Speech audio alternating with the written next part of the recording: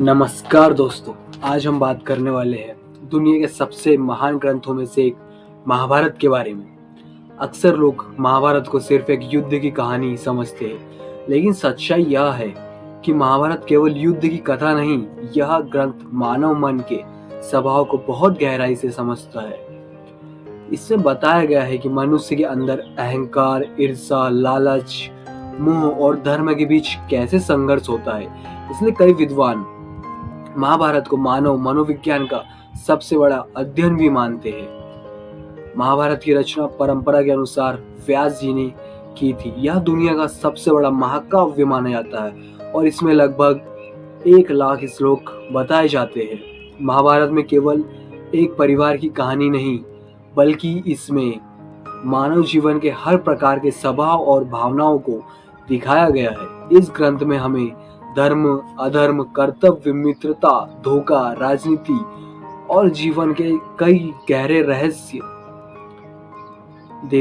दिखाई देते हैं। मानव मन के दो पक्ष महाभारत में मुख्य दो रूप से दिखाई दे, पांडवस और कौरवस। लेकिन इन्हें केवल दो परिवार के रूप में नहीं देखा जाता।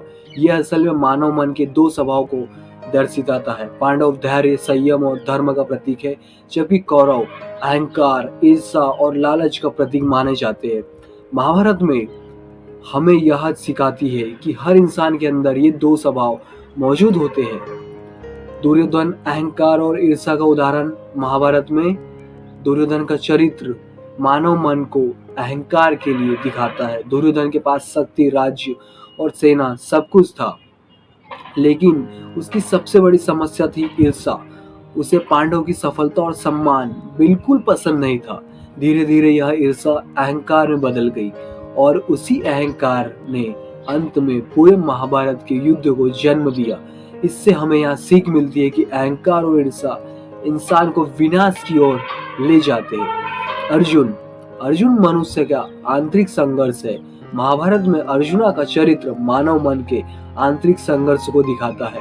जबकि युद्ध शुरू होने वाला था, तब अर्जुन ने देखा कि सामने उनके अपने ही रिश्तेदार और गुरु खड़े हैं। यह देखकर अर्जुन का मन भ्रम और दुख से भर गया।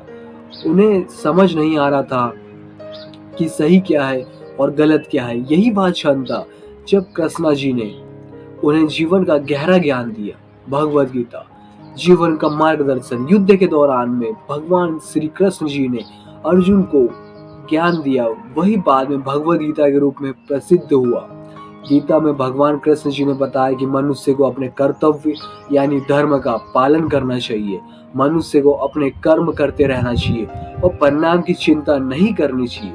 इसी सिद्धांत को कर्मयोग कहा जाता है। महाभारत का असली मनोविज्ञान। महाभारत हमें यह सिखाती है कि मनुष्य के अंदर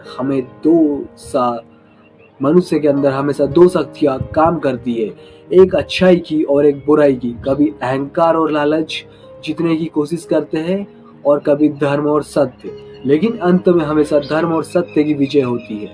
इसलिए अगर हम महाभारत को गहराई से समझे तो केवल एक युद्ध की कहानी नहीं, यह मानव जीवन और मानव मन के स्वभाव को समझाने वाला सबसे बड़ा ग्रंथ है। महाभारत हमें सिखाती है कि जीवन में चाहे कितना भी कठिन परिस्थिति क्यों ना आए, हमें हमेशा धर्म, सत्य और कर्तव्य के रास्ते पर चलना चाहिए। अगर आपको यह वीडियो पसंद आई हो और आपने आज कुछ नया सीखा हो तो वीडियो को लाइक जरूर करें, अपने दोस्तों के साथ शेयर जरूर करें और ऐसे ही सनातन धर्म और प्राचीन ज्ञान से जुड़ी वीडियो देखने के लिए हमारे चैनल बॉबी ओमकार को सब्सक्राइब करना ना भूलें। धन्यवाद। जय श्री कृष्ण। राधे राधे।